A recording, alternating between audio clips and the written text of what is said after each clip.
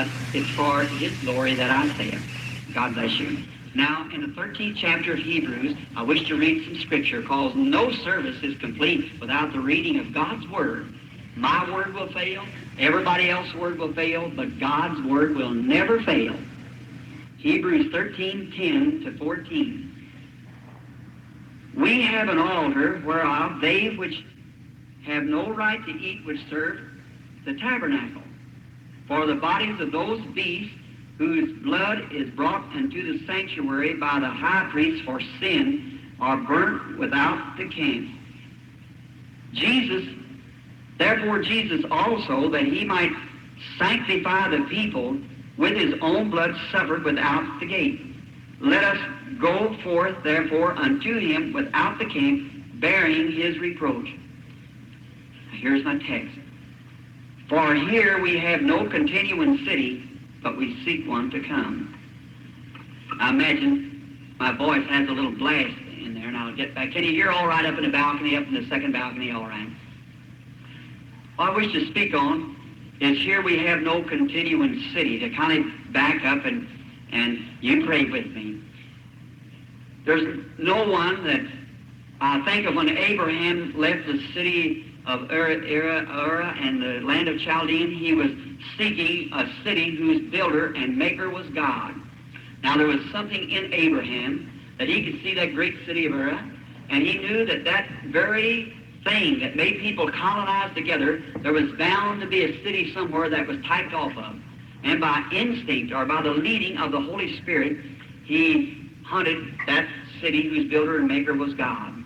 And he sojourned in the strange land, professed to be pilgrims and strangers, seeking this city, and dwelling in tents with Abraham, Isaac, and Jacob. And so then we see that city. There's no matter how many places you ever roam, no matter how far you go, there's no place like home. Is that right? How many here today is away from home? Let's see your hands. Just away from home. Oh, my. I wish I could sing. I'd sing, we're pilgrims and strangers seeking a city to come. Be it ever so humble, there's no place like home. Let's take a little trip back home. Would you like to do that? I believe everyone here would like to take a trip home, wouldn't you? Just like to go back home. There's no place that you'll ever go that'll ever seem like that lovely little old city you lived in, or little old dwelling place out in the country. For myself, I want to walk back down the road just this afternoon with each one of you, taking a little evening stroll to view the things over. The first thing comes into my mind at this time is a little humble home built out in the country by the broom sage field and some old apple trees standing around, where my father and mother and their little family lived. A little humble place indeed. We were very, very poor. Daddy had a hard time. He was a very poor man. He worked for 75 cents a day in logwoods. My father had a bad habit, drinking. I'm sorry to have to say that, but that's true. And my father died in my arms. I see my daddy work so hard till when he would come in, his back would be sunburned until his shirt would be sticking to his back, and Mother would have to take and clip the shirt loose from his back. I don't care what he done. He's my daddy. I'm not ashamed of my father. I love my daddy. He's gone on today, but he's still daddy. And young people, remember, if you're fortunate enough today to have a daddy and a mother living, love them, honor them.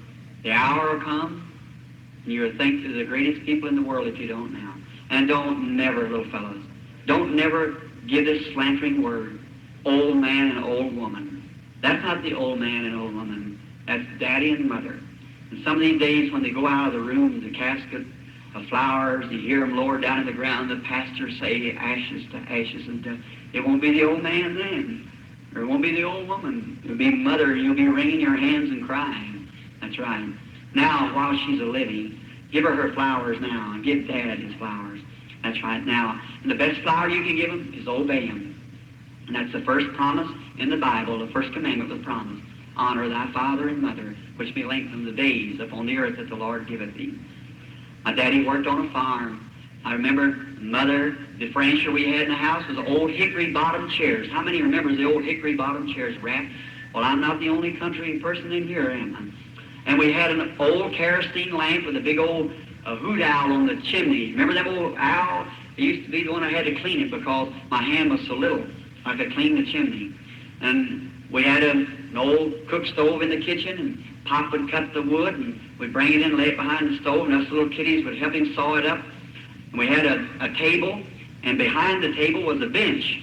Daddy took a piece off of a barn and made a bench that we little boys would go sit on there. We only had 3 chairs, and so we would get on. And I remember the cabin, the front part of it, it had a floor. It had a room in front and a little half room in the back. And we had one of those little old, we call them monkey stoves or laundry stoves, set up on a stump. And Mother cooked from there, and she'd holler, "Dinner's ready." And there's about 5 of we little Branhams. We'd run in there and wash our face and slick that hair down and jump up behind the table, and one great big old pot dinner cooked in an old 3-legged kettle. How many remember them? Say, I just love to have a dinner out of one right now.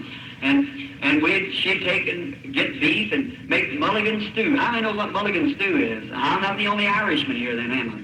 So they would put the mulligan stew in there, and we had, my plate was a tin plate. Frankly, it was a big bucket lid that turned over, so I'd get a good measure every time the cup went out and dipped out the mulligan stew, and we'd bake cornbread in a pan. How many remember the old cornbread baked in a pan? Cut it in the middle, put it on, and I sat next to Daddy because every person broke his own bread. And so when he come by, I'd break the corner off because it had more crust on it. And so I sure like that yet. Yes, sir, I sure do. I've eaten many good places.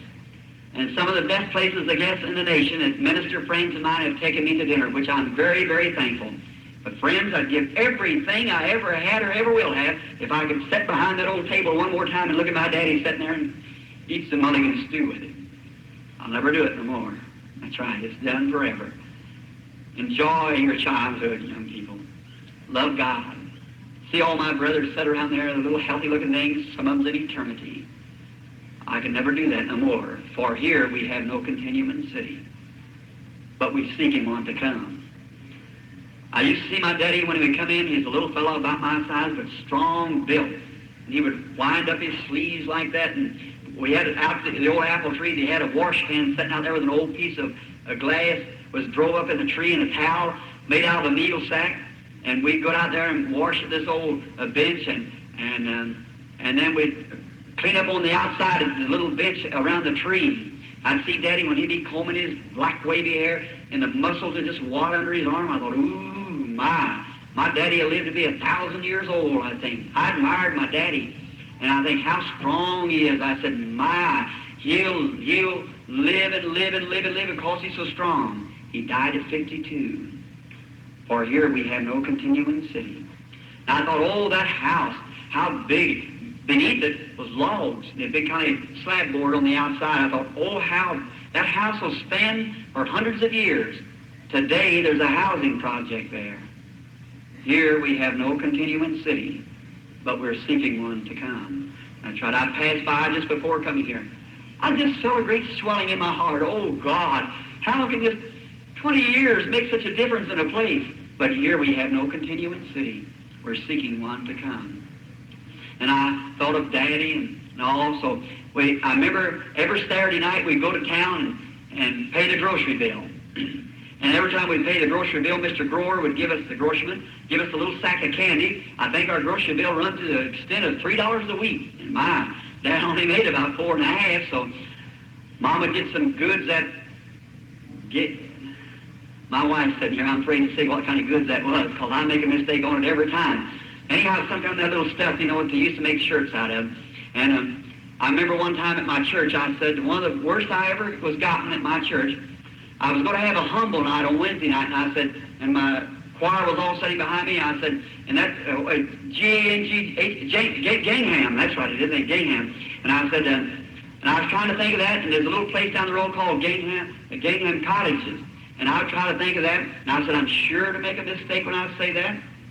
So I had a little girl by the name of Irene Weishart, sing in a choir. I said, now, Sister Wiseheart, when I back, if I forget about it, you tell me what that was. And so I didn't understand anything about goods like that. And I said, now, Wednesday night is humble night here at the tabernacle. I said, now, all you brothers, wear your work clothes, your overalls. I'm going to preach in my overalls. I said, you all come out with your overalls, and all you women wear your... I said, I back, and she said, get him. I said, your greyhound dresses. Oh, my. That was about the worst I ever was gotten. And everybody started laughing at me, and I thought, well, I guess I done said it. So I said, ever what that goods is like on this little cottage down here.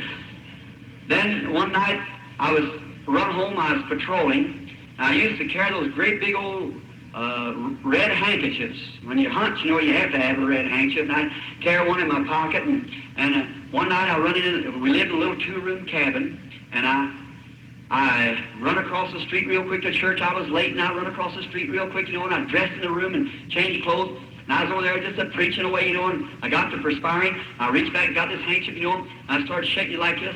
And I looked at that big old red handkerchief. I see my wife look at me, and I said, oh, well, I said, I'm afraid of them little ones, afraid I'd swallow her. And that was about the two of the worst I ever was gotten in church.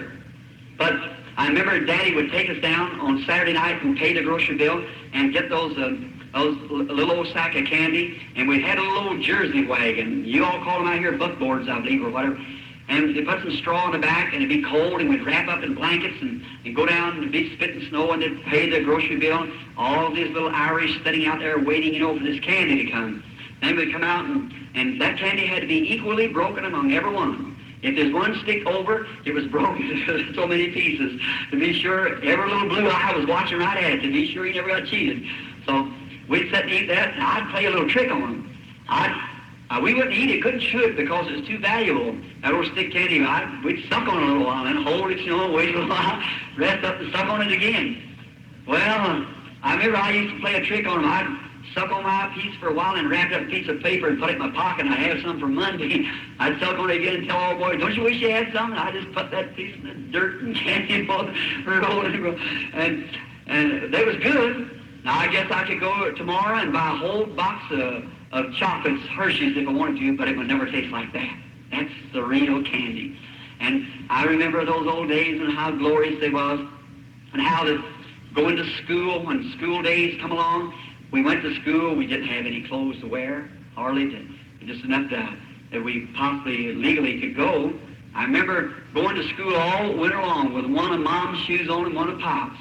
That's right, we called it a boot and gagger. And I had one of Mom's shoes on this foot and Pop's. And this is awful to say, but it's the truth. It's the truth. I remember I didn't have any shirt to wear that winter. And Ms. Watson, a rich lady, lives up the road from us, gave me a little coat that had a little eagle emblem on it. And I'd pull that coat up like this and go on to school. I remember sitting up there, it got kind of warm, and the teacher said, William? And I said, yes, ma'am. She said, aren't you warm? Better take off that coat. I couldn't take that coat off. I didn't have any shirt on. So I said, well, no, ma'am. I said, I'm just a little bit chilly. They had a great big old stove sitting on there. She said, you're taking a cold. You go over and set that stove. I sat there in the perspiration running down my face. She said, aren't you warm yet? I said, no, ma'am. I was plenty warm, but I couldn't take that coat off. I didn't have any shirt on. And so I remember that spring when I got my first shirt. I had a cousin, a girl, Lucille Hare, my father's sister's child. They come over to visit us, and when she left one of her dresses. And I cut the skirt part off and wore the top part as a shirt. I went to school and had this here little, what is that stuff that runs up and down, like I had to put around the edges of garments? Rickety-rackety or whatever it is. I missed that. Rip-rap. And so we all over it, everywhere, rip-rap all over it. So that, down the hill we'd go, ribbity, ribbity, ribbity, ribbity. Well, we wasn't sliding like the rest of the boys, but we were sliding anyhow. We were getting there anyhow in this old dishpan. Well, that was all right. Some of the boys had slaves, you see. So, after a while, the bottom come out of it. So we had no more slave. We went out to the river, and I got me a big old log, put a wire on it, and pulled it up top of the hill.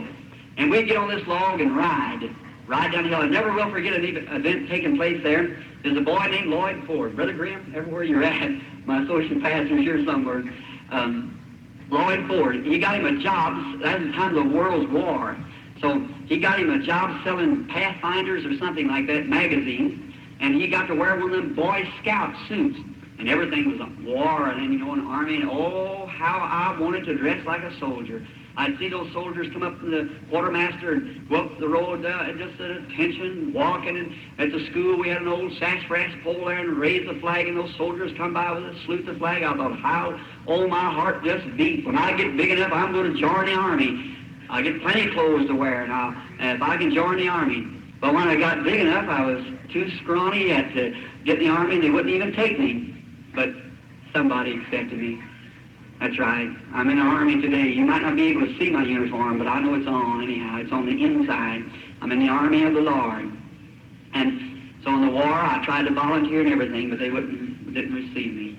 So they never even called me. Put me in a minister's class and just never even called me. I guess my education was too poor to be in class as a chaplain. And then being a minister, they didn't draft me, so there I was. I was left out, but somehow or another, my scrawny, uneducated and all, God sent out a recruit one day, and I answered it, and I'm in His army now, and I'm doing the best that I can to fight the greatest battle that's ever fought, a wage against sin and evil and for righteousness. And I remember I asked Lloyd, I said, Lloyd, will you give me that suit when you wear it out? He said, yes, I'll give it to you. And that was the longest lasting suit I ever seen. He wore that suit, looked like, I seen him one time, he come up missing it, and I said, Lloyd, what about that suit? He said, I'll see if I can find that, Billy. Looked all around and said, no, sir. You know, Mother packed Dad's clothes with it, and the dogs used it for a pallet, and they drug it away, and said, the only thing I got left is one legging. I said, bring me that. And so his little old stave legging about like that, laced up on the side. So I took that legging, you know, and I wore it around home, put it on, and my, look how good that looked, you know, one legging. Thought, my, that felt good. I wanted to wear it to school, but I didn't know just how I was going to get to wear that legging to school. So I put it inside of my coat, and I was riding on that log one day, and I went down the hill, and oh, I got up, and I said, I hurt my leg.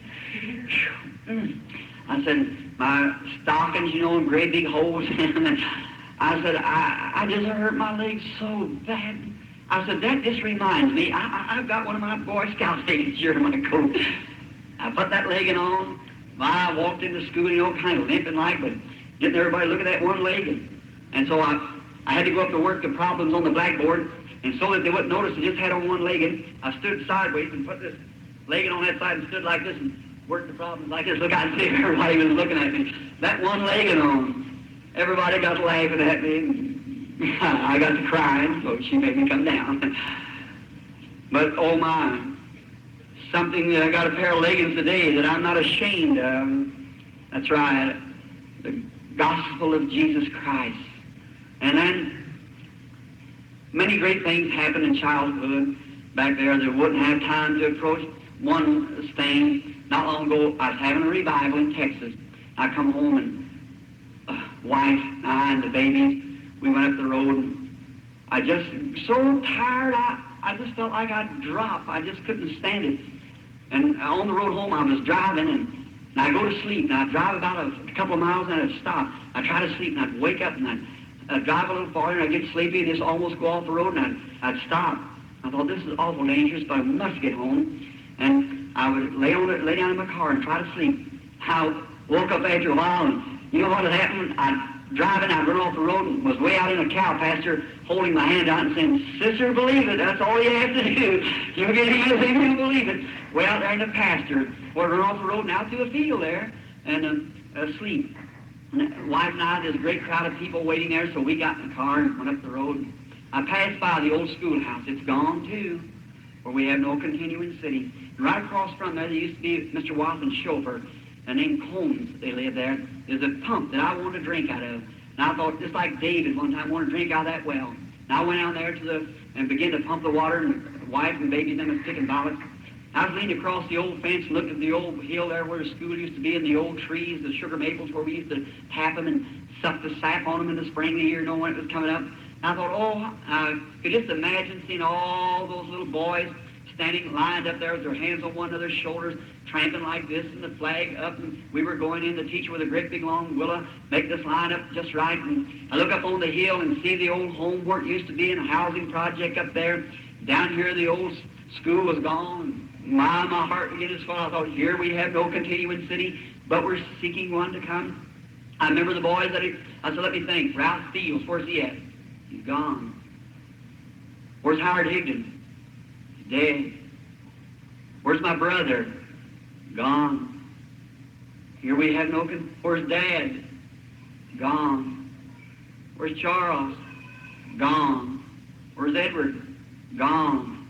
I thought, oh God, and soon somebody looked at this ground and said, where's Bill? Gone. Here we have no continuing city. I began to think of it. My heart began to pound. I remember a little dirty trick that I done my brother there. Don't do anything wrong that you'll ever regret. I remember one day that Mama gave us some popcorn to take to school with us. We couldn't eat with the rest of the kids. We'd always run over the hill there and eat because the rest of the children could afford sandwiches. And we used to have a little jar. In there would be greens and a piece of cornbread laying on the side and 2 spoons and maybe a little jar full of stuff, you know, and we'd sit and both of us eat out of this jar with this spoon, eat our bread and pass it back and forth to one another. It was a shame before the children. And we'd run over the hill and eat behind the trees over there.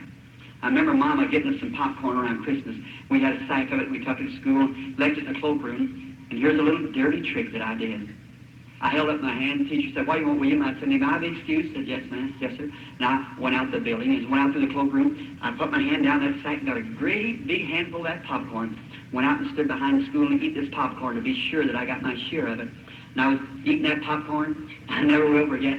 When dinner time come, we went out and got our bucket and got our popcorn. My brother looked in that sack, about half of it gone. He said, say, something happened there, didn't it? I said, sure did. And I know what had happened. I need his popcorn. So, but he shared the rest of it. And standing there leaning over that fence, I thought of all those things. He's the one that's gone on.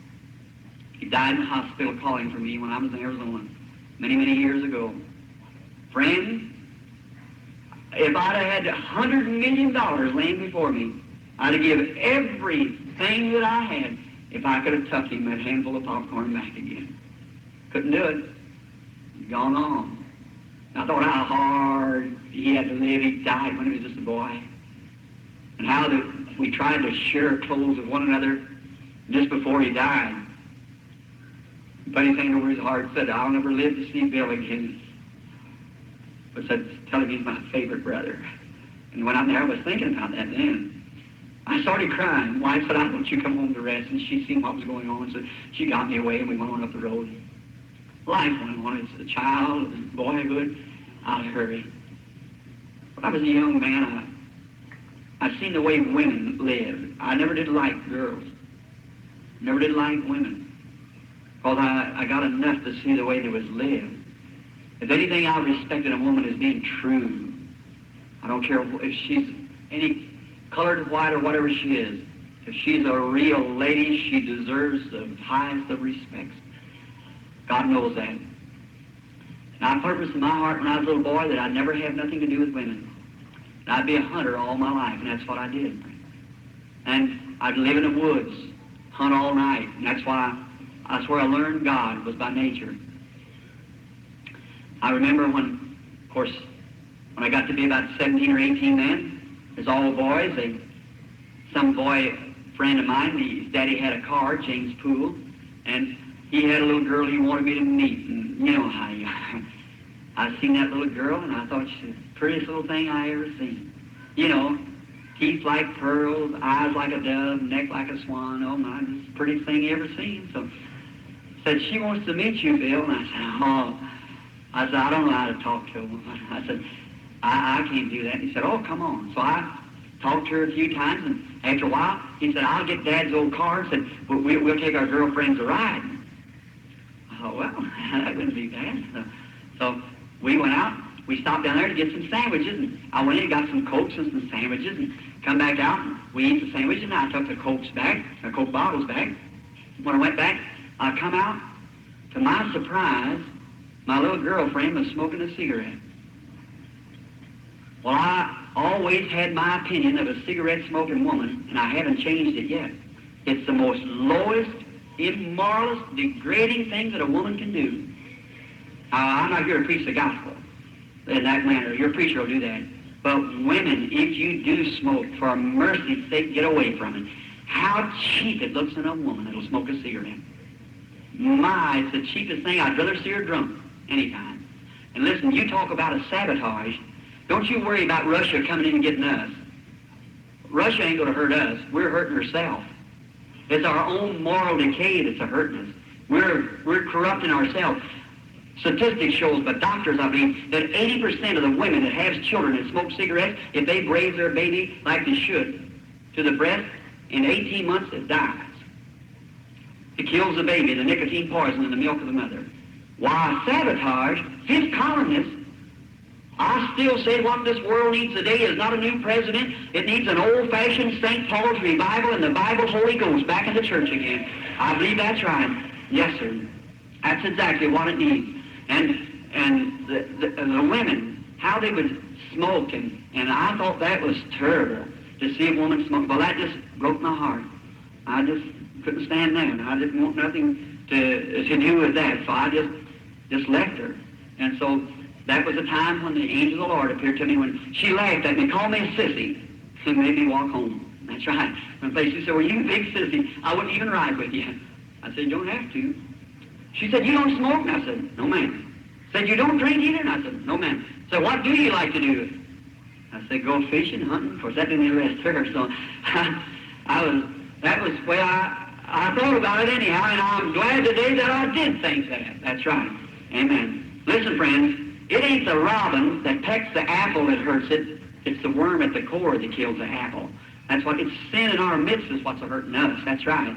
Sin in our midst is killing us. Now, then I guess you wonder how I ever got married. Well, when I met my wife, she was a Christian girl, very lovely Christian girl. And I was then 23, 24 years old. She's a very sweet, humble character. And I met her, I'd take her to church, and she went to church, and she was a very fine, lovely woman. All these people here, my friends from Jeffersonville sitting here in front of me, knows her, knew her, and how a lovely woman she was. She's in her grave today. But that's her body, her soul's with Christ. And she was a very lovely Christian character. And I went with her a while, and she come from a good home. Her father, during the time of the Depression, as that was, he made about $600 a month. He was a Brotherhood organizer on the Pennsylvania Railroad. I made 20 cents an hour digging ditches. And so I couldn't marry the girl, I didn't think, and I thought, well, if I went with her any longer, I was taking up her time. She's too good a girl to let go. She'd make some man a good wife. So I had to either just let her go or ask her to marry me, and I didn't have nerve enough to do that. So I guess you wonder how I wrote her a letter and asked her if she'd marry me.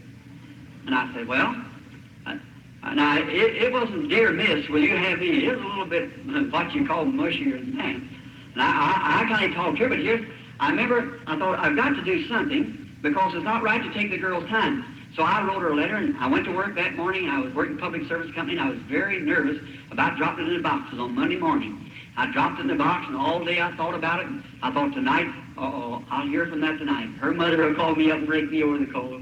And I went on. That night is all right. I was to meet her Wednesday to take her over to the church. So I remember then come on towards Wednesday, and Wednesday night I was just as nervous. I didn't know what to do. What am I going to do when I get up there?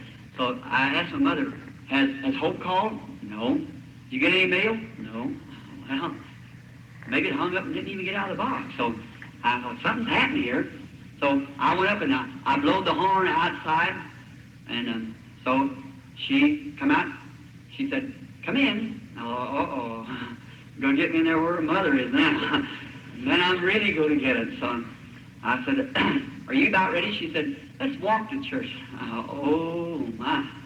So I said, all right. And I went in, and Miss Brownback looked at me and said, hello, Bill. And I said, how do you do?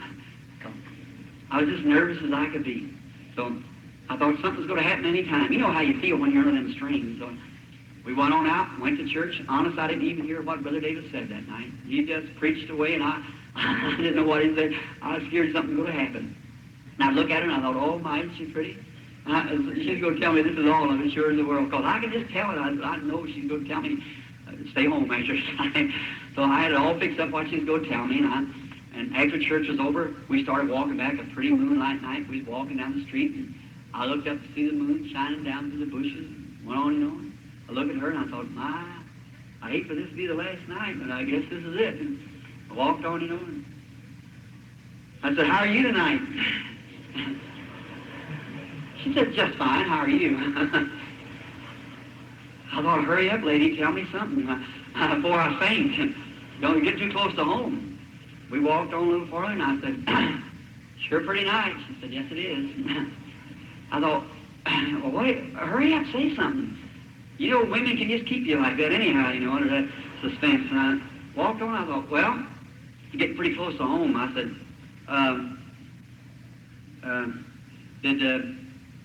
did you get any mail this week? She said, uh-huh. That was all. I said, did you get my letter? She said, uh-huh. My. I was certainly burning energy then. And I said, well, I said, did you read it? She said, uh-huh. My. I said, what'd you think of it? She said, it's all right. And I said, did you read all of it? She said, yes, I read it all. I said, what'd you think of it? She said, it was all right. Well, we got married. I don't know how. We just got married. So, the next strain come when I had to ask her mother and daddy. Well, I knowed it was appropriate to do that. So I never will forget Charlie Brumback. He may be sitting out here this afternoon for all I know. And her mother was a very princely sort of a woman, fine woman, but she belonged up in the ranks, you know, and so but Charlie was just a good old humble brother. I thought I better ask him and let him ask her. You see. So I thought I'd get by the man better than I could talk to the women anyhow. So I said, one night I was leaving, Hope said, have you asked Dad yet? And I said, no. She said, well, you ought to. I said, I know I should, but I always said, I think it'll be all right. So when I went to leave that night, he said, see you later, Billy. I said, Charlie? I said, could I talk to you just a little bit? I said, come out for just a minute. Walked out, portion, I was sweating and shaking. He said, I said, Charlie, I want to ask you something. He said, oh, you can have her, Bill. Go on and speak to her. Oh, I love him to this day. I said, Charlie, I can't make her a living like you do. I can't give her clothes like you can buy her. But I promise you this, I love her with all my heart. I'll work till my hands bleed to make her a living, and I'll be as true to her as I know how to be. He was a German. He put his big hand over on me and said, Bill, I'd rather you would have her and be good to her than somebody that had a lot of money would treat her mean. I said, thank you, Charlie. We got married. We didn't have nothing to start housekeeping on. The only thing we had, I tell you what we had, in a little old place where I rented. My rent cost me $4 a month. And I went into a little old place there, and somebody gave us an old-fashioned folding bed. You remember that old folding bed? Straw mattress, straw tick on it. And we had a little old table we bought from Sears and Roebuck and chairs. We had to paint it ourselves. And so I painted it, and we had 2 linoleum rugs, got from John Jobbers. That was just a second-hand place down in Jeffersonville. I said that John Jobbers so they could catch the benefit of it. And so we got, I think they cost $1.25 a piece. And I went over to Mr. Weber's, he's a junk dealer, and bought a cooking stove. And I give him $1 and something for it, and I had to pay $1.75 for grates to put in. I got an ice box from the Public Service Company for 50 cents when they took it on swap. We went to housekeeping. But friends, it was just this paradise on earth. We had each other. I'd become converted in that time, become a minister, and was preaching, and I loved the Lord with all my heart, and we loved one another, and that's all we cared for. And listen, happiness does not consist of how much of the world's goods you own, but how contented you are with the portion that's allotted to you. That's right. Remember that. That's all we had. We were happy and lovely. I had a little church there they built for me. The little tabernacle stands today yet as memorial. And we all, great crowds of people come from far and near around the country to hear the simple gospel. And we were just doing wonderful. And I remember a lovely little boy was born into our home. I called him Billy Paul. I want him to be with me in the next meeting to Carlsbad as soon as we leave Arkansas here. And so he's 14 years old now. And a little later on, 11 months come on, another lovely little sweet thing by the name of Sharon Rose. Just before Billy was born, we had saved enough money that I was wanting to take a little time off. And I went up to Waljack, Michigan to a meeting, and with an old man that had white beard and white hair by the name of John Ryan. And so I went up there, and on the road back, coming back, I'd seen signs, great crowds of people everywhere. When I passed through Mishawaka, I thought, what are those people? And I went over there, and there's some of them in T-model Fords and some in Cadillacs, and they told me that I couldn't get no place to stay, and they said, there's a conference going on here. The Pentecostal people are having a conference. The PA of JC, I believe it was PA of JC, denomination of Pentecost, call it. Well, I've seen all kinds of people. I thought, well, that's a religious meeting. I believe I'll go in. Well, I never heard so much noise in all my life. So all church manners, they didn't have it. They were screaming, shouting, and carrying on. I thought, what in the world? I looked around there, and it's at a tabernacle. Some of you might know the man's name. His name's Rao, Reverend Rao. Anybody here happen to know Reverend Rao? And yes, someone here knows it. Reverend Rao. It was his church. Well, they were just clapping their hands and carrying on and dancing. And I said, my, isn't that horrible? People dancing in the church? I said, well, that's a shame. And I was sitting in the seat of the scornful, sure enough. So I thought, something old kind of got a hold of me a little bit. And I thought, well, now, I counted my money. I had $2.15 left. And I went out and thought, well, now, I can't stay in a tourist court because I ain't got the money. But I'm going to stay over, just got enough money to buy my gasoline to get home. So I went out that night and slept in a cornfield. And I didn't have very good clothes. And the next morning, I went to the service, and that day, all my ministers preaching. And how I noticed that night, because that every preacher comes to the platform, 150 more preachers come up the platform that's having a conference, international conference. And they were all sitting on the platform. He said, we haven't got time for all of you to testify. I went up. He said, just say who you are and where you're from. And he come to me. I said, Evangelist, William Branham, Jeffersonville. Sat down. Well, come to find out, I was the youngest minister in the group at then. So that night I thought, they was bringing all kind of preachers, and it shows an old colored man to bring the message for that night. Real old, just a little rim of hair around his head. He had an old preacher's coat on, that velvet collar, kind of that cutaway coat. Poor old fellow come out to the platform like this. Oh, I felt so sorry. I wanted to get up and help the old man. And he'd come out, and they had to have the conference up there on account of not having it in the South because they had both colored and white together. And the old fellow was standing there, and all the ministers that day had been preaching on what Jesus done and so forth. But he took his text over in Job somewhere there where it said, where were you and I laid the foundations of the world, and when morning stars sang together and the sons of God shouting for joy. Well, where the ministers is bringing the activities of the church on earth, he went up into the heavens back under and come back down about 10 million years before the world was ever formed, and come back down the horizontal rainbow with him. And about time he got down there, he let out a great big whoop and jumped up and clicked his heels together. Said, glory to God. He ain't got room enough up here for me to preach. I looked at that. I said, well, if that'll make an old man like that act like that, what would it do to me if I got some of it? I said, I want some of that. That's what I want. If it'll make an old man like that, well, what would it do for me? So I went out that night in a cornfield, and I began to pray. I said, Lord, let me get some of that. So I said, you give me favor with them people. And prayed way in the night out there in the cornfield.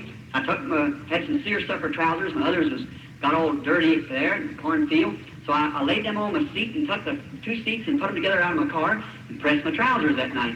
And I had my little seersucker shirt. Nobody knew me, so I just laid it down there. Seersucker shirt and a little T-shirt and seersucker trousers with it. I laid them down there. Next morning I got up, shined them all up, meeting get at 10 o'clock. We had breakfast after breakfast, and I wouldn't eat with them because I didn't have no money to put in. I just didn't eat with them. But they made me welcome. Everything. I didn't know no one there. But a little fellow, I forget what his name was, he played a violin, a little curly-headed fellow.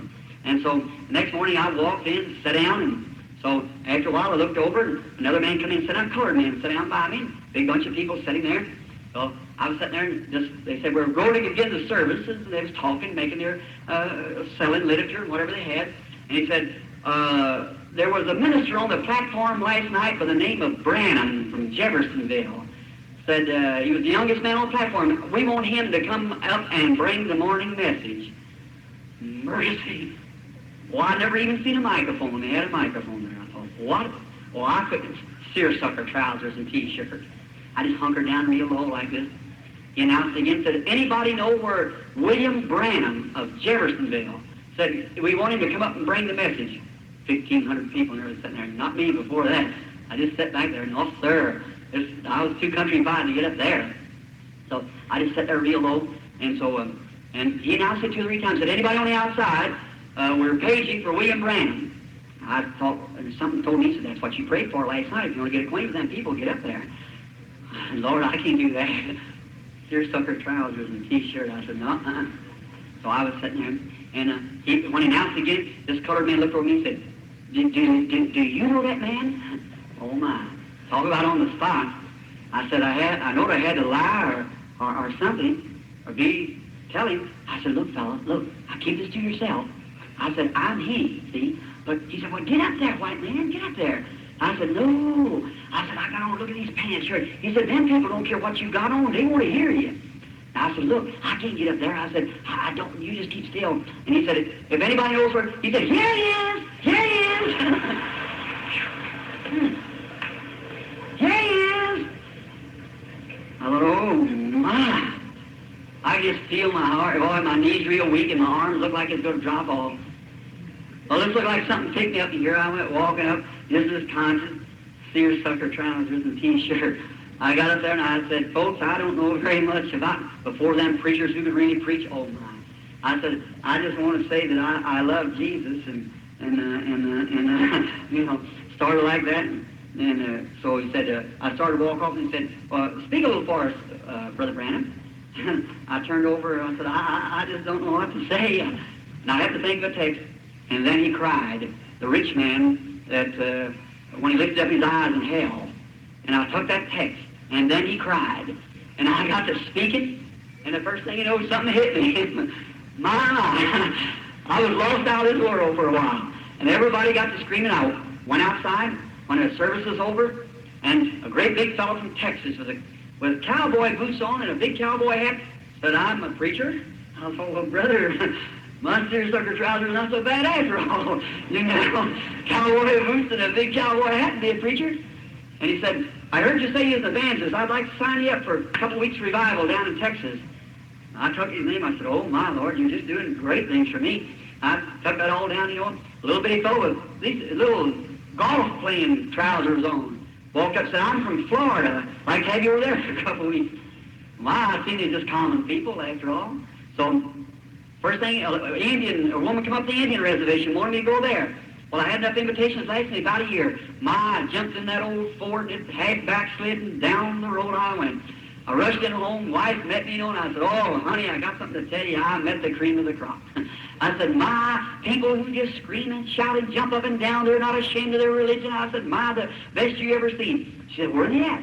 I told her, I said, look here, I got a whole stream here. I said, my, I can just preach and preach and preach it. And you know what? They accepted me.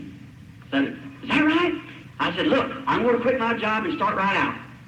She said, well, we haven't got any money. I said, how much money we got? I said, we got that $12 in there, payment on the Ford. I said, well, you know, the Bible said, don't take anything when you go, see? Don't take any script, or if you got 2 coats, give one to your brother. He said, I'll be with you. I said, that's what, I said, will you go with me? She, bless her heart. She said, yes, I'll stick with you. So I went and told my mama, and Mama said, oh, it's all right, honey, if you feel that. Well, I went and had to tell her mother, and that didn't work so good. She said, William, she said, she's your wife. You may take her if you want to. But said, I don't want my daughter drug out among that bunch of trash. Trash? Friends, I found out this, that what she thought was trash is the cream of the crop. That's right. And I say that with respect. Said, out like that, we're all that carrying, screaming and carrying on like that. Said, won't you go up there and be a pastor, and someday they'll build you a parsonage? And, well, that didn't, oh my. So Hope began to cry, and so I said, well, she said, I'll go with you. But anyhow, I didn't want, she said how it would hurt her, so I just let it go. Went on. Friend, the little girl that was too good to be with that trash, I buried her just a little after that. Sorrow set in right there. I'll hurry just a few minutes. I got left about 15 minutes. There's where sorrow struck me. Now you let what my mistakes be your gain. You prosper, but what I had to suffer for. Sometimes you see me standing on the platform laughing. You don't know what's beneath there. That's right. I tell you, there's been a price paid that nobody knows but God alone. Right away, my wife taken sick. First thing, I lost my daddy. I run over to the house to see him, picked him up in my arms like that. He looked up at me like that. He smiled. A doctor gave him a dose of medicine and killed him. One overdose of strychnine for his heart, and it killed him. Of course, there's nothing said about that. The undertaker covers up the doctor's mistakes anytime. Not that I've got against doctors, but I say there's nothing said about that. But some woman here not long ago trusted God out in California for her baby, and it died. And every newspaper and magazine packed it across the country. And at the same time, where one didn't have faith enough for deliverance, everybody criticized that, all the magazines and papers, and God heals thousands, and you have to pay them to put it in the paper or something like that. But look here, let me tell you something. The Bible said, come let us reason together. Is that right? Listen, the same time that picture was being packed across the country, telling people that divine healing can't be trusted and everything like that, the doctor lost thousands times thousands of cases, and there was nothing said about that. Isn't that right? Listen, come read together. Salt's for the goose is for the gander, too. Let me tell you, if one person being lost by divine healing with not enough faith to recover, and it's all branded as fanaticism, then if the doctor loses one case, branded fanaticism. Sauce for the goose is for the gander. Is that right? That's right. But friends, what medical science and ministers ought to get together and cooperate together and know we're all working for the good of the people and for the glory of God and work together. That's what we ought to do. But anyhow, my father, he was killed then with his doctor, giving him an overdose of medicine, and it killed him. And right away, my brother was riding on the side of a car, got his neck broke, died in my other brother's arms. My sister-in-law died. My wife took sick, and was the 1937 flood came up, and there was sorrow. I never will forget it. Wife was laying just at the point of death. I went and I was praying for her, doing everything I do. And every time I'd pray, it looked like, I went and told my church, I said, she's going to die. I said, no, I said, she's going to die as certain as anything. My babies, both of them were sick. The flood come up and everything, houses breaking over and rushing, and miles of water sweeping over the country. And they taken my wife out to the hospital, to the government hospital, a temporary hospital. And I was on patrol duty. I was riding up and down the streets and trying to get the people out. And I never will forget one horrible night. Oh, God, when I think of it, there, in that critical hour, I had a truck there, a little patrol truck, and I was taking a boat, and I was coming up the road. Somebody said over on Chester Street, the dike's about ready to break through, and said there's a woman screaming for mercy where nobody can get to her. Well, I was raised on the river and thought that could do pretty good with the boat. And so I got the boat and set it in the water and started off, and I looked over there and I heard that mother about 11 o'clock at night just screaming, mercy, help me, standing out on her porch. And I got up there and tried to get the boat across and went way down, come out the other side, the water sweeping down through the street. I went way back again and tried, and finally hit against the post. And the mother fainted. I picked her up, put her in a boat, 4 or 5 little children. I got them in it, went back and finally got to the shore. And just as I got to the shore, somebody said, my baby, my baby. Well, I thought the woman left a little baby in there. And back I went. And just as I got over there, I run through the house, come to find out, the baby, there's a little girl in there about 2 or 3 years old, and that's who she was talking about. And I didn't know it, and I was over there, and the dike broke through up there on Chestnut Street, poured down, and away went the building. And just as I jumped in my boat and had to run my hand in the water to jerk the rope, or my boat, then I got out into the stream and couldn't get it started. On down we floated, got out over on Market Street there. Big waves of dashing against the side. I thought any minute I would go to the bottom. I knew there in that boat, I knelt down. I said, oh God, I know I have disobeyed you. And I believe, friends, if I'd have went on back down there when those people called me in, the gift of healing would have been manifested right there. That was God's program. But I failed to walk in what He told me to do. I listened to what people told me instead of what God told me to do. Don't never do that. You follow what God tells you to do. And then sorrows is on. And I prayed, I said, oh God, I know I've disobeyed you. If you'll just help me, I don't want to die. I don't want to drown out here in this river. Please, God, let this motor start. Will you please? And I'd pull that string and the ice freezing, and it'd chug a couple times, and that boat ripping and jumping and dashing like that. Done got out into the main current. I didn't know what was going to happen to me. And I'd try, and it wouldn't start. And I prayed again. I said, God, my poor wife laying out there sick, my baby's sick, and hear me drowning in the river. Why, oh, God, what can I do? And I said, if you just help me, Lord. And I pulled the string again, and away it went. Oh, my. I started right into the river, out of the river, got on into the, come out way down towards Clarksville. And I come around and got back up and got to the truck. And some of them said, did you know the government just washed out? When that dike broke, out to the hospital I went as hard as I could. I met a Brother George D'Arc there. He said, oh, Brother Bill, he put his arms around me. He said, looks like things are close. He said, Brother Bill, if I never meet you again, I'll meet you in the morning. That's the last time I seen him in life. That's right. He left a little afterward. And I said, where's Hope? Said, I don't know. And I went over there and I met one of the officers of the government. I said, sir, what become of the hospital? Said, all washed through there. I said, did all of them, any of them get drowned? Said, no. They went out on a train to Charleston. And I run and got my car and started out the Highway 62 leading to the little city, Charleston. And when I got out there was about 5 miles of water. Done come down through Langston Sand Creek and cut it off. I went and got my boat, and I couldn't even pierce that water.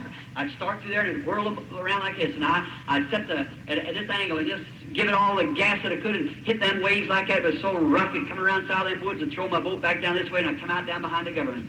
And there I was caught on a little island like, and I sat there for days up on that island, thinking, some of them said the trussels went out from under the bridge up there, and everybody that went out on that train was drowned. Wife, 2 children, and all. I thought, oh, God, how nervous I got. I walked the floors. I didn't know what to do. I thought, oh, what will I do? And they're gone. And as well as soon as I could get over, the water dropped enough that they could get me across, I got to Charleston. I was looking. I met an old friend of mine. He said, no, that train never washed off. Said, they went through, but I don't know where they're at. I went out and the dispatcher told me, said, a mother and 2 sick children, I put them off in Columbus, Indiana, but you can't get to them. Said, the water's cut off this side. I started walking back down the road, rubbing my hands, crying, saying, oh, God, take me. Don't let me suffer. Take me, Lord. Don't let me have to go through this agony. Walking down the road, and a man drove up to me in a car. He said, I know what you're looking for. I said, you're looking for your wife, aren't you? I said, yes.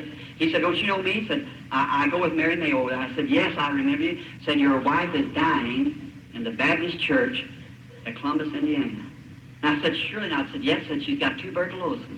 And said, you wouldn't even know her. And the doctor says she's going to die. She's laying right next to my girlfriend. He said, I know how to get you there if you want to go. And I said, well, let's go, brother. And I remember that night when I run into the building up there, the Baptist, they made a hospital. They had army cots everywhere. And I run in there, boots on where we waded in the water, and I began to scream, Hope, Hope, where are you, honey? Where are you? Just beside myself. Directly I looked over there and I seen an old bony hand raised up. It was her. I run over real quick to her and grabbed her up in my arms. I said, is the children alive? She said, yes. She said, I look awful, don't I? I said, no, honey, you look good. I said, you're going to be all right. I felt somebody tap me on the back. And it looked like a doctor. He said, come here. He said, are you her husband? I said, yes. Are you Reverend Branham? I said, I am. He said, well, sir, I hate to break this news to you. He said, your wife's dying. I said, don't get her excited or anything. I said, doctor, surely not. I said, yes. Said, she's going. And I said, oh, what is it? The doctor said, galloping tuberculosis. Said, she'll just die right away. He said, just make her feel good as you can. He said, and both of your babies are sick. I'm tending to them over here in another home. Well, I went back and told her, I said, honey, you look good. And a little doctor friend of mine, Dr. Sam Adair, there in Jeffersonville, as soon as he'd let me, I brought him back down home. And there, they lay there until the babies got well. The wife gradually went away. Finally, we got her in the hospital. I had doctors to come look at her. There wasn't nothing to be done. She took pneumothorax treatments and everything. Nothing could be done. Now, I remember standing there and they bore holes down through her side and put that tube in there and get claps one lung. Listen, if I had it, she'd hold my hand and cry and the tears rolled down her cheeks. She'd look at me, just suffering. Never done her a bit of good. If I had to go over it, never go through with it again. That's right. It's just holding my hand. But just to show you the way of a transgressor is hard. I never will forget. I was trying to work to get the bill paid off, and then one day I was out, and I heard a call come and said, if you want to see your wife alive, come at once. I rushed out to the hospital. I'll never forget it. I jerked off my hat and threw it in the truck and run up through there real quick, and here comes little Dr. Adair walking out. God bless his little heart. He's a fine man. And he come walking out. We'd eat together, slept together, fished together, just bosom friends. And he come walking out. He come walking down through the hospital. And I see him look at me, and I see big tears drop off his cheeks, and he turned sideways. And I run into the room. I said, "What's the matter, Doc?" I said, "She ain't gone." I said, "I believe she is." I said, "Come go in with me, Doc." He said, "Bill, don't ask me to do that." I said, "Hope's like my sister." I said, I can't go in there. Don't ask me to. And the nurse come up and said, "Come, Brother Branham." I said, "Here, drink this little bit of medicine." I said, "No, I don't need it." He said, "Go ahead, Billy. That'll rest your nerves." I said, "I don't want it." I said, "No." He said, "Nurse, you go in with him." I said, "No, I don't want anyone. I'm going in myself. I'm going in." I said, "I love her, and I'm going in." I walked the door, opened the door, and there she lay, all covered up like this, and blanket sheet pulled up over her face. I jerked the sheet down, and my heart just a breaking. I put my hand on her, her perspiration on her forehead kind of felt sticky. I said, "Hope, Hope, honey." I said, "Speak to me once. Well, just speak one time, won't you?" I was shaking her. Friends, if I live 100 years, I'll never forget what happened. Those two big brown eyes looked up at me. She was so weak she couldn't say nothing. She was smiling. She took her fingers, she motioned. And I got out and she said, "Oh, why did you call me, honey?" And I said, "Well, I said, "I don't know." She said, "Oh, I was in another land." She said, "It was so peaceful, I wasn't suffering." She said, "Great big birds like a great orient." And she said, "There was a man dressed in white, one on each side, taking me to my home." Oh, friend, there's a land somewhere. I believe as she was dying, her eyes just opened up to see paradise beyond. She rallied for a little bit. The nurse came in and she said, "Nurse, come over." She said, "I hope when you get married you have a husband like mine." And I said, "Oh, honey, I haven't done that." She said, "Oh, bless your heart." She patted me on the back. The nurse turned around and walked out crying. She said, "Bill, I want to tell you two things, but I'm going, so don't cry." I said, "All right." She said, "Don't let my babies be pulled about from pillar to post." She said, "There's some things I got to confess to you." I said, "What is it?" She said, "You remember one time that you were going fishing, and I called you that night we was going to Fort Wayne for a meeting?" I said, "Yes." She said, "You went and got me some stockings?" I said, "Yes, I remembered it." She said, "Them was the wrong kind of stockings, honey. Them wasn't right." Well, what it was, I'd been fishing. I went up home, and we had to go to Fort Wayne. I was going to preach that night at Fort Wayne. Her father lived at Fort Wayne. So I was going up there to preach, and there's two different kinds of woman's socks that you buy. One's called, name them, somebody. It's chiffon, that's right. And what's the other kind? Rayon? So is it Raymond or Raymond? Rayon? Which is the best? Chiffon. Well, they cost 60-something cents then. And she was taking a bath, and she said, "Billy, you run down at Penny's and get me some socks." And I said, "All right." And I was going down the street, and she said, "Now, remember, I didn't know about women's clothes." And she was saying, "Get chiffon." I was going down the street saying, "Chiffon, chiffon, chiffon, chiffon, chiffon." Somebody said, "Hello, Brother Branham." I said, "Hello, chiffon, chiffon, chiffon, chiffon, chiffon, chiffon." And I met Orville Spahn down there, and he said, "Billy, Birch is biting over on about that." Oh, I said, I got talking to him, and I forgot about what she said. Well, I wasn't going to Penny's because I didn't know nobody there, but I used to have a little friend that come to my church, the name of Thelma Ford. She worked in a 10-cent store, and I know they sold them over there, and I went over, and Thelma came up and said, "What do you want, Billy?" I said, "I want some socks for Hope." Said, "Now, Hope don't wear socks." I said, "She sure does." They said, "She wears stockings." I said, "That's right, that's right." I thought, "Oh, I've shown my ignorance already." And she said, "What kind do you want?" And I said, "What kind you got?" She said, "I got chiffon and what's it? Rayon's the cheap ones?" She said, "I got rayon." And I said, "That's what I want. That's what I want." She said, "Hope want rayon?" All sounded like rayon, chiffon. I didn't know the difference. She said, "Yes." And so she got them and put them in the sack. And I said, "I want the full style." You know, that thing, got the little thing behind them, you know, I don't know. You know, I said the full style. So, fashion, full fashion, that's what it was. And I said, "That's the kind that I want." And she got them ready for me. She put them in a sack, and it was only about 29 cents. And I said, "Well, give me 2 pair of them."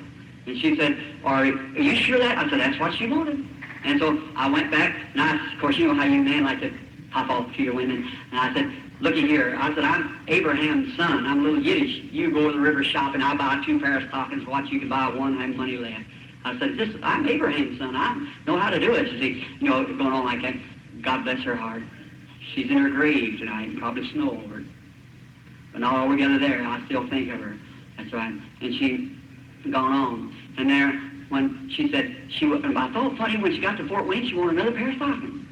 But she was lady enough not to say it. And she told me, she said, Billy, I give them to your mother. They was for an older woman than me. And I said, well, God bless you, honey. I didn't know that.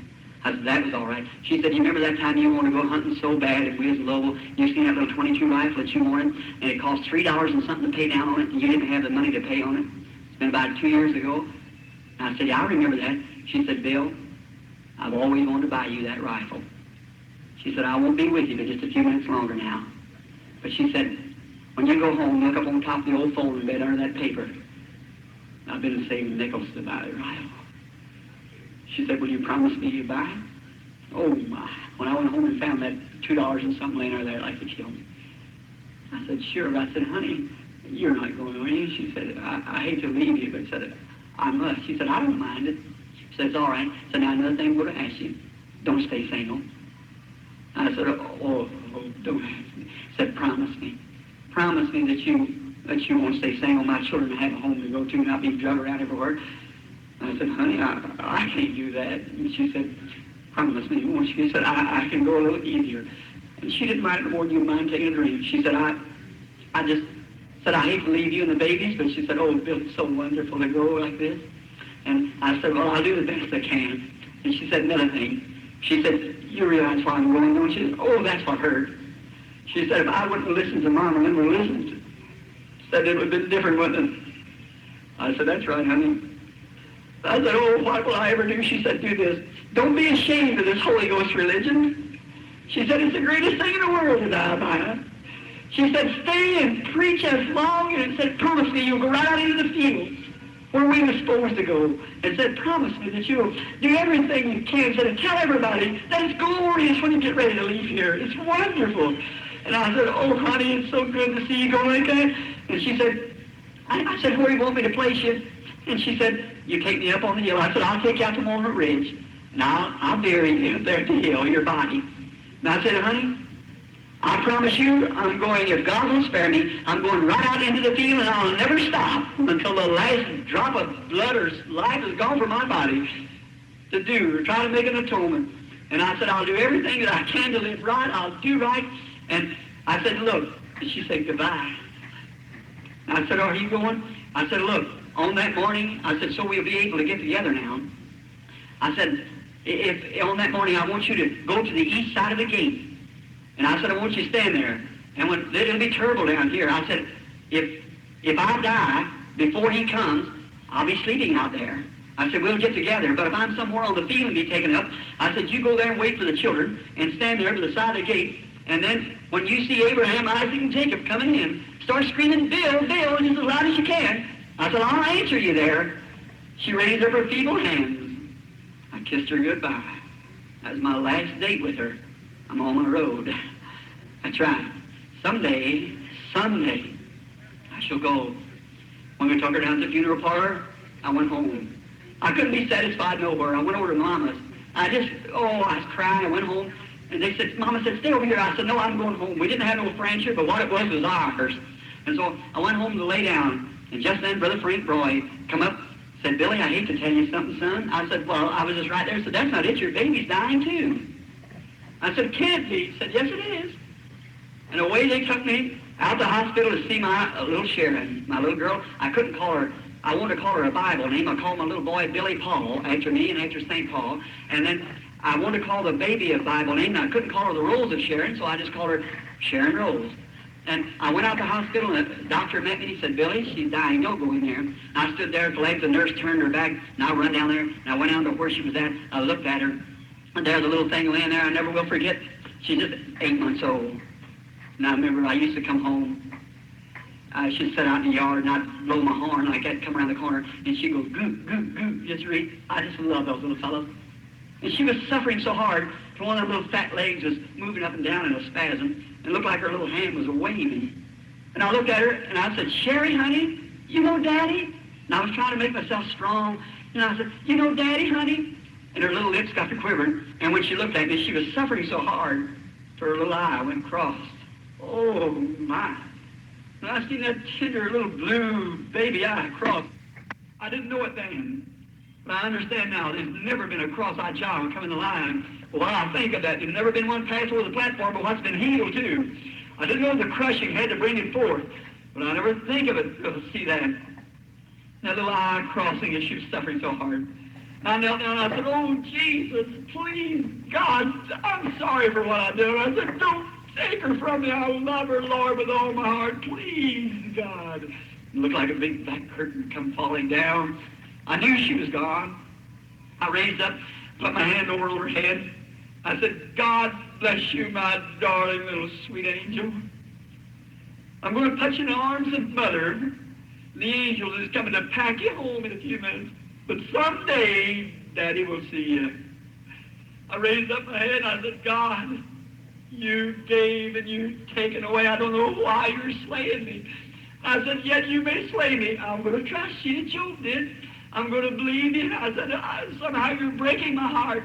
I don't know how I'm going to hold up any longer, but I said, God, I commit her little soul to you. Take it, Lord Jesus. Put it on the altar with the mother, and someday let me come to see them. And as I did that, the angels of God sweetly come down and taken away her little breath and bore her away to be with her mother. I placed her on the mother, put him down beneath the ground. When I stood there, Brother Smith, the Methodist preacher, a friend of mine, he got some clods in his hand, walked over there, and I was standing there. He put his arm around me and said, Billy, brace up, honey boy. I said, oh, Brother Smith, my soul is good. I don't know what to do. And I heard him say, with them little clods dropping up on the little casket, said, ashes to ashes, dust to dust, earth to earth. Oh, God, what can I do? Sound like the wind blowed down through the pine trees. It sounded like I heard a song saying, there's a land beyond the river that we call the sweet forever, and we only reach that shore by faith degrees. One by one we gain the portal there to dwell with the immortal. Someday they'll ring the golden bells for you and me. I turned from the grave, broken-hearted, went home, I couldn't rest. Days passed, I could give up my wife, but that baby, it was a choice in my heart. I didn't know what to do. Little sweet girl. And then I thought, oh, what will I do quickly now? One day, I was working for the public service. I climbed up a pole early one morning to take off a pole meter. I was standing there and I was singing, on the hill far away stood an old rugged cross. I happened to look at the sun come up, me hanging there on that pole working on these cross arms. Looked out on the side, and there looked like my figure wiggling on that, looked like a cross out there. I thought, oh, Christ of God, yes, it was my sins nailed you there. I'm sorry for what I done. Oh, I said, God, how could you ever put up with a person like me? You broke my heart, you ground me down, but what can I do? And I got real nervous. I had on a pair of rubber gloves that you lineman knows, Tesford 2300, running right by me around the primary. And I thought, looky here, I can lay my hand on that primary, and in 1 minute's time I'll be with Sharon. I jerked my glove off. I said, God, I've lost my mind or something. I said, Sherry, honey, I can't stand it no longer. Daddy's coming to be home with you. I said, look, then, 2300 running there, break every bone in your body, electric. I said, our Father who art in heaven, hallowed be thy name. And the first thing you know, I was sitting down on the ground. I don't know. I believe that gift had been foreordained. That had been the end of your brother Branham right there. But God had something else to do. He had to grind that heart out and let him know, let me know that he's the one who rules and reigns. I went home. I couldn't stand it. Couldn't work. Went over to Mama. Mama said, honey, come in. Let me make you quiet. I said, I'm going home. I went home. It was kind of cool weather. I took the mail out of the box and went around. I was trying to batch. We didn't have much in our house. I had an old cot sitting back there. But she'd lived there with me. We'd been together. That had been our home. And no matter how little it was, it belonged to her and I. It was us. The whole thing would have been $3 for the furniture. But it belonged to her and I. It was worth as much as any of the good homes there is in the world, because it was ours. And I went back there in the kitchen, cold frost coming up through the floor, and I never will forget, I opened up the mail. The first mail I opened up, it said on there, Miss Sharon Rose Branham. It was her little Christmas saving. The banker knew that she'd never draw it, so $1.80, he said it to me. Oh, I just couldn't stand it. I broke down and started crying. It was getting towards night. I knelt down on the floor, and I started crying and praying. And what an hour. I couldn't hardly stand it. I went to sleep. Laying there, I dreamed. I thought I was out west. And when I was out west, I was walking down through the prairie, and I was whistling that song. The wheel on the wagon is broken, sign on the ranch for sale. I was whistling like that, and I seen an old prairie schooner, and the wheel broke down. And standing there by that schooner stood the most beautiful blonde-headed girl, her pretty blue eyes shining, dressed in white. I had on a hat, and I passed by. I said, "How do you do, miss?" And put my hat back like that. And she said, "Hello, Dad." And I looked around, and I said, "Dad?" She said, "Sure." I said, "Well, young lady, I beg your pardon." I said, "You're as old as I am. How could I be your daddy?" She said, "Daddy, don't you know me?" And I said, "No, ma'am, I'm afraid I don't." She said, "You just don't know where you are, Daddy." And I said, "Well, what do you mean?" She said, "Where's Billy Paul? That's your little brother." I said, "What is it?" She said, "Daddy, on earth, I was your little Sharon." I said, "Sharon? My baby?" She said, "Yes, Daddy." I said, "Remember, we're immortal here. When we come here, we're not little babies no more. We're all one age." And I said, "Oh, honey, are you Sharon?" She said, I said, "Where's Mother?" Said, "She's up at the new home." I said, "A home?" Said, "Yeah." I said, "Well, honey, there's something wrong here." I said, "Branham's never had homes. We're more like vagabond people."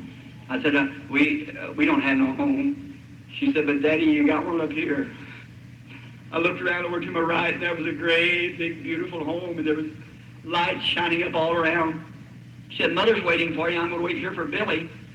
I said, "All right, honey." I took out running as hard as I could, my hat in my hand. I run right up to the step. When I got there, Hope would usually meet me, come out with her arms out. And I went up, run up the steps as hard as I could. And I got up top of the steps.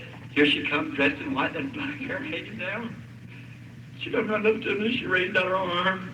I run to her, throw my hat down, just knelt down to the side of her. She put her hand on my head. She said, "Bill, what are you worried about, honey?" I said, "Oh, Hope, I can't stand it any longer." I said, "I see, is that Sharon Rose down there?" He said, "Yes, Bill." She said, "What you worried about? You worried about me and Sharon?" And I said, "Honey, I just can't stand it." She said, "Stop worrying." I said, "Don't worry. We're lots better off than you are."